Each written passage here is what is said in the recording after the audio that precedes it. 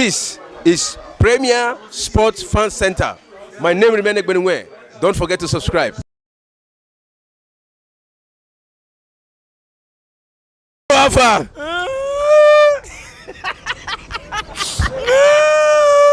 It's okay. This is a strong Man fan.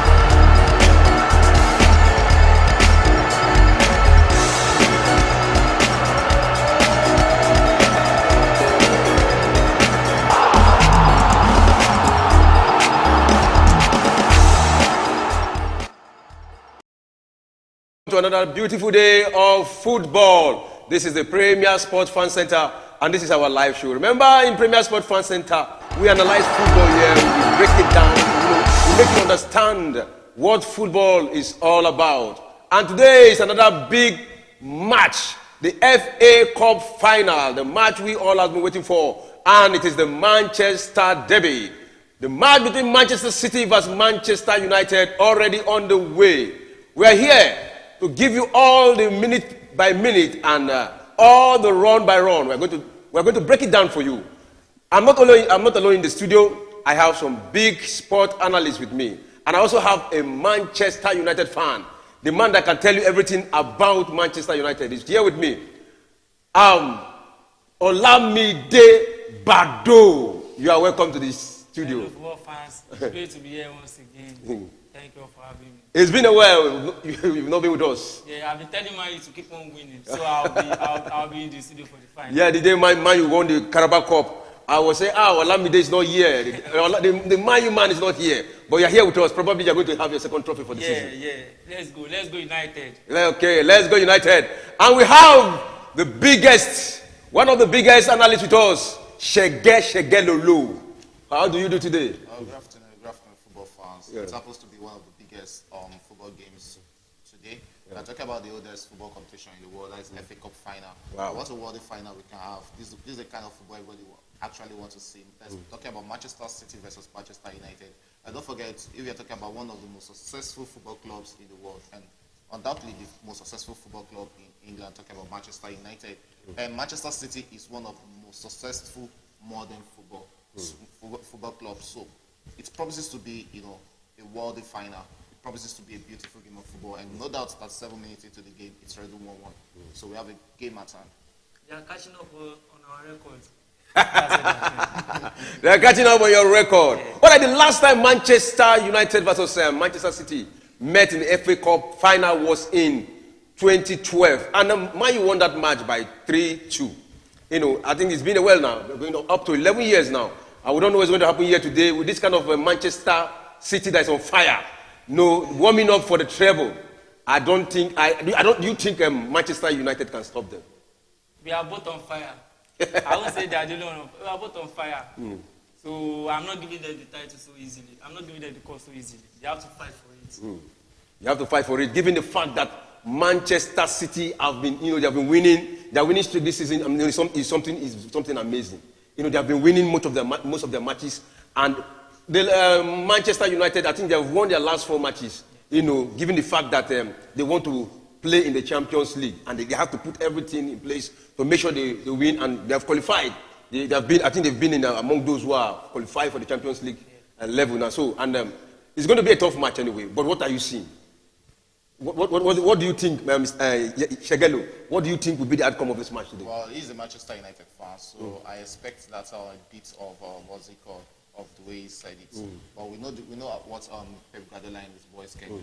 We're talking about the defending the current champions of EPL, and they've won it for 3 straight times, if I'm not mistaken, consecutively. It shows how good and how well polished this team is, and they're also in the Champions League final. So I don't really see Manchester United being a big threat to them. They finished 4th on the league, so I don't know where that sense of belonging is coming from. Talking about 2012, the last time they played in the final, it shows how much progress this Manchester City team has already gone through. That was around the time they just started this process. And that was around the time, the last time Manchester United won the Premier League. That was 2012-2013 season, if I'm not mistaken. So you've seen the difference in their progress. We've seen how many Premier League Manchester City have been able to win within these 10 years, within its 10 to 11 years, and how much Premier League Manchester United has won within that same year. So the progress is there. They are not really that on the same level of play. The only team the only bragging right Manchester United has over this Manchester City team is based on past glory. So they are not really on the same level. So I don't really expect much from this game. I don't really expect much from Manchester United. That Manchester City putting them on their own back foot. We've seen it in the 40 minutes. Thanks to that penalty goal from Fernandes, they've not really been much to talk about on the Manchester United side in this game. All right, viewers. Okay, all right, viewers. You can send your prediction to our message box in the WhatsApp. You can just send your prediction, and I think something good will follow. So, what is your own prediction for this match? Mine is winning 3-1. Man U is winning 3-1. You know, when you tell that to football lovers, they will laugh because they will ask, "Is this very particular Manchester City's team that Man U will win 3-1?" This particular Man City team was beaten by Man U 2-1 months ago. Yeah, I agree. You forgot that this same Manchester United was defeated 6-3 by Manchester City months ago. Yeah. No, it still happened this last league. You have the last league, but don't forget this Man City, they are your current champions. Yeah. So they have the bragging rights over you. It's all about this game. Let's see what will happen. But my money is on Manchester City winning this game by 4-1. 4-1. Yes. All right, Miss Shegalo said 4-1. Olamide said 3-1. Our fans, you can send to our YouTube and tell us what your prediction is. I think you will do something interesting. All right, let's quickly look at the lineup for today's match. Let's preempt what the coaches are actually looking at. Ten Hag is there, is a good coach. I think he has actually showed the world that he's a good coach. Manchester City, Guardiola, Pep G. I want to call him Pep G because right now he's a man on fire. He's Pep G because he's in the Champions League final. He has won the Premier League, and now today he's playing the FA Cup final. So I will change his name from Pep Guardiola to Pep G. Still the same thing anyway. Let's quickly look at the lineup. We see Manchester City playing. Manchester United should be scoring that. These are the kind of chances. that was a beautiful chance. These are the kind of chances you have to be taking because you don't see this type of chances every time against Manchester City. And this is one thing that Ten Hag has to tell his boys. Whenever you get all these clear chances, you just have to play it towards the goalpost. These are the chances they should be scoring. Yeah. And not at the end. Probably when it gets to the end, they'll be applying fire brigade approach. The urgency of scoring goal will make them be making more mistakes. They will just be looking back at it like, wow, I didn't we score that, we won't be in this position we are currently finding ourselves in. We can just see that Manchester City are just taking their time. They are not playing like they're under pressure. And that is normal for Pep Guardiola. We know him. He knows how to play. If he wants to tap you for the whole 90 minutes, he will do that. All right, let's quickly wait. I like the spirit of the Man U. You know, the man believes that his team is going to win. Manchester City are playing 3-2-4-1. City is playing 3-2-4-1. Is it the regular Manchester City tactical formation? No, this is the type. Segalo, okay. Is it the tactical City regular?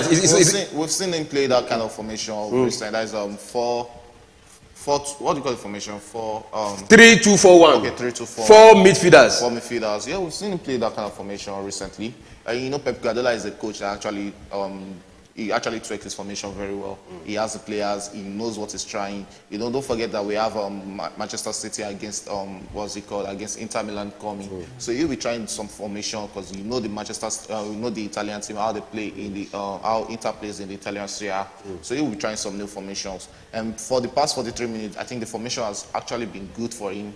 We've not really seen much flaws from Manchester City in this game, so it's a good formation from Pep Guardiola. All right, let's quickly look at the lineup. We have Ortega, that's the goalkeeper, Walker, Diaz, Akanji. You know, I thought Akanji was not going to feature because there was this rumor of injury. But here he's playing. Akanji, Stones, Okute is there. Then Rodri, Silva, Bernardo Silva, De Bruyne, the man with the magic assist. You know, he's becoming invisible these days. Gundogan he was the one that scored the goal. He got that beautiful goal. Grealish, and then the goal machine himself, Erling Haaland. And Alan happens to be someone we've not really seen in this game. He hasn't really showed himself. He hasn't made his presence available or shown in this game at all. We've been keeping him quiet ever since the first leg. Yeah. We've been keeping him quiet. It's not like you're keeping him quiet. It's not like they're keeping him quiet because he's a flash of brilliance. That's the kind of player Alan is. When you least expect it, when you least think you are seeing him, you're not seeing him on the pitch is when he shows up. But so far, so good. We've been keeping him quiet. Okay. So far, so good. They have been keeping him quiet. This is the 44th minute and 1 minute to the end of the first half, and it is 1-1. The first goal was scored by Gundogan, and the second goal was scored by Benade Silva through a penalty kick. You know, and any moment from now, the first half is going to come to an end. But let's quickly look at the player that is absent. It's only Mendy that is absent in the Manchester City squad. I think should we even be putting Mendy on the absence list because he has an issue with the police. So that is one of the left back. Left back, yeah. He has almost been out. He has almost been out all season because he has suspended. He's suspended case. Yeah. All right, then let's quickly look at the Manchester United lineup. Their tactical formation is 4-2-3-1. 4-2-3-1. They have Rashford as the last man. They have from the right side you have Bernardo Fernandes. You have Eriksen, then you have Sancho. Yeah, how do you see the lineup?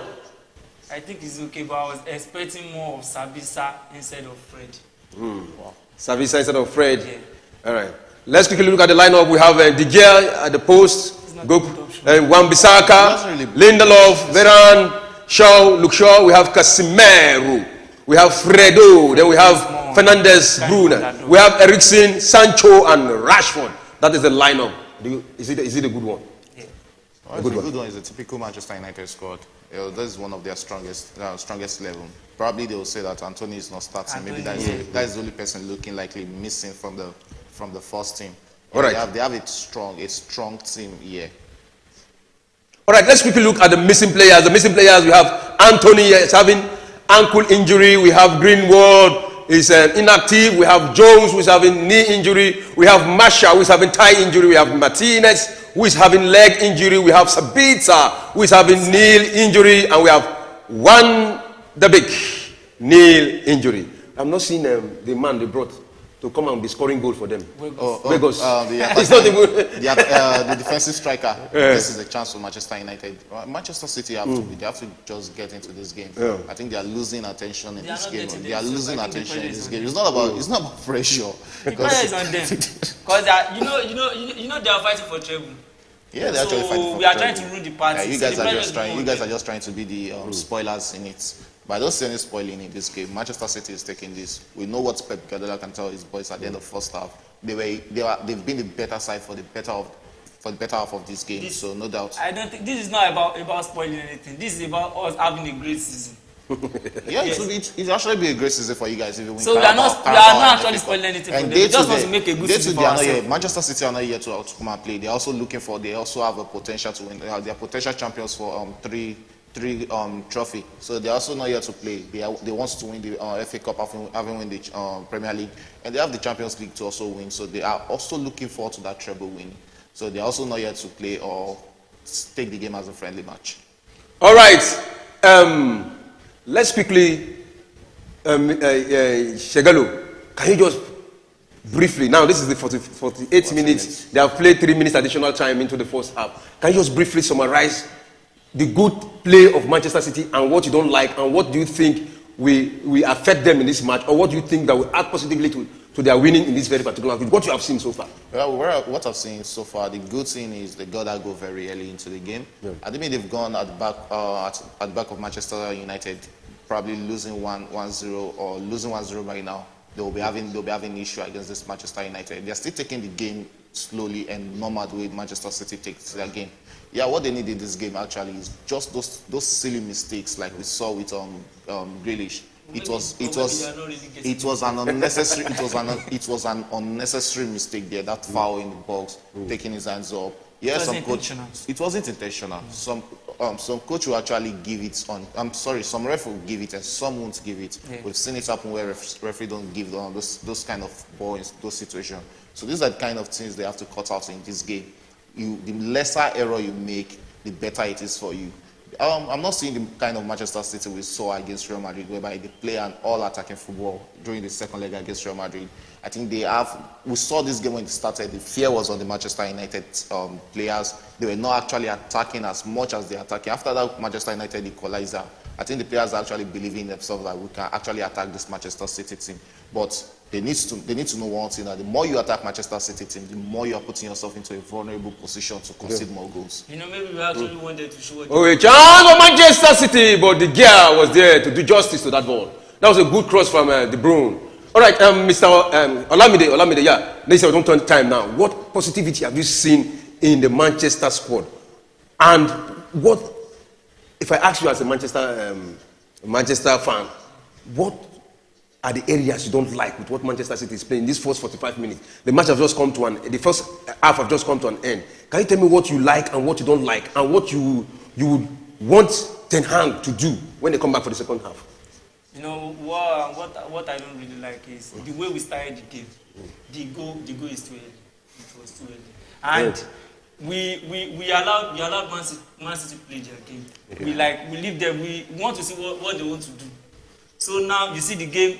I won't say the game is in United possession, but at least now you see the game is more compatible. Like Man United now are now coming outside. Yeah. Not like the first 15-20 minutes. No.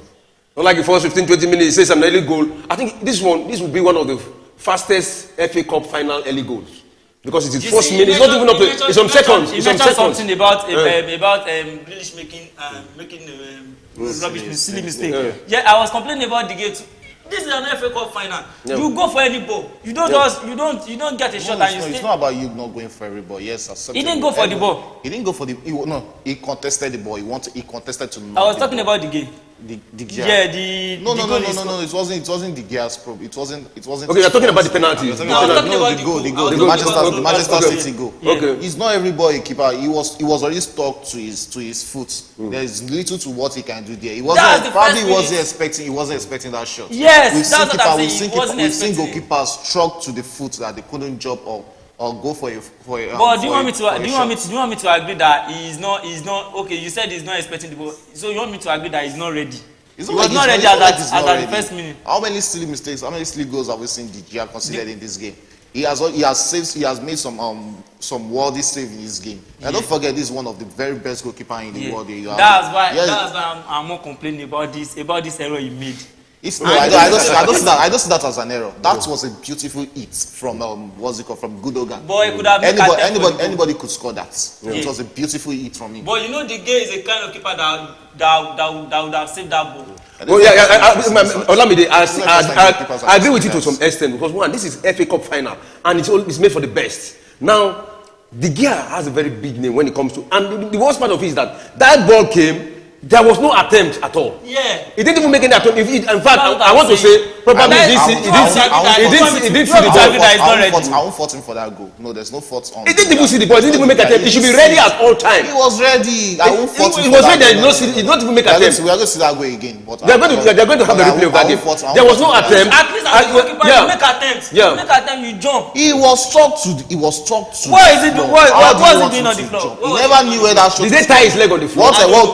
If we are blaming the gear right now, what are we going to say about Manchester United defenders who gave Gundogan all that chance to pick his shot and pick his position where he wants to put it? Those shots if you want, that shot was not an unexpected shot. I agree with you. It was a planned shot. You know those shots are kind of normal in football. Those shots are not yes. Is this the first time a goalkeeper is considering this type of goal? No, but those balls are kind of ball the game saves on the normal day. Yeah. No, that's what I was saying. I understand what Shegelo is saying. He's trying to say that it's a collective mistake. It's a collective mistake. Yeah, it's a collective mistake, including the defender, including the midfielder, because that run started from the midfield.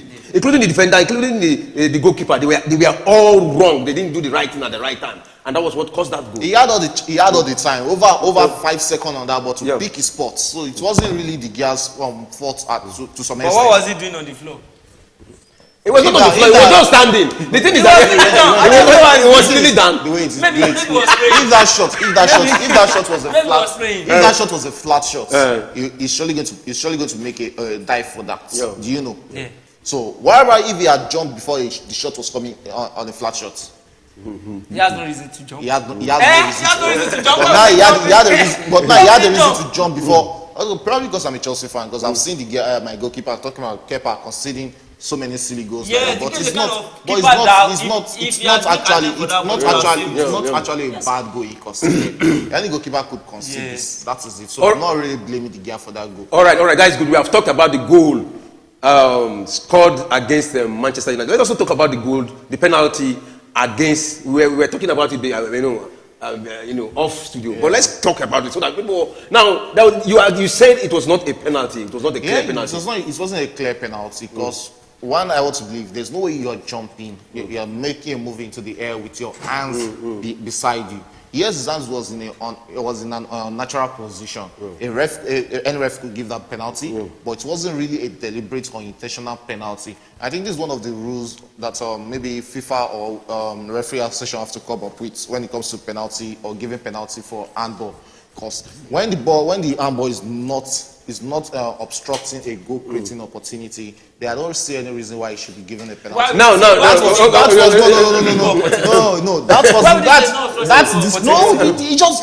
was fingertip. No, let me tell you something. No, it's a fingertip. Do you watch Nigeria versus Argentina at 2018 World Cup? Nigeria, Musa scored. No, not that Musa goal. Okay. There was this penalty Nigeria was supposed to get against Argentina. I think it was Odion Igalo and what's this Manchester United defender then? That's from Argentina. Marcos Rojo. It was on air when he used his hand. A VAR checked into that penalty. They didn't give it because they believed that he was in a position where there was nothing he could do with his hand. He wasn't looking at this ball. His face was not. I know this very particular argument. Now you are not the only one who is arguing it, and I know a lot of our viewers also will be arguing on this. But let's quickly get something right. Now, what is the rule? Did the rule say what is the position that your hand will be that will not be a penalty? I want him to answer this question. Is it this position?